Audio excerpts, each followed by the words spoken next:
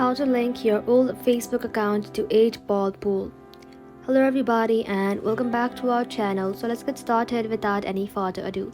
For that, first of all, you want to go ahead and open the 8-ball pool application, and if you're logged in into a different account, you want to go ahead and simply tap on your profile icon at the top left corner. Then from here, tap on the settings icon right over here. Just like so, you want to go ahead and tap on log out.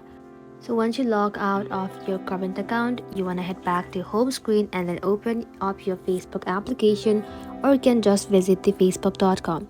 And once you open the Facebook application, log in to your old Facebook account, the one you used with 8-ball pool before. So once you have opened your old Facebook account, you want to head back to home screen again, then open the 8-ball pool application again. And just like so, inside here you'll then be able to find a sign in with Facebook option.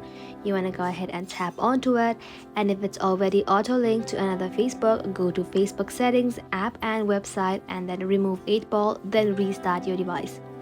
If it's successful, it will load your old account, queues, coins and stats. If not, Miniclip might have unlinked or banned your account. That is simply how to link your old Facebook account to 8-ball pool. Thank you all for watching the video till the very end, and stay tuned until our next upload.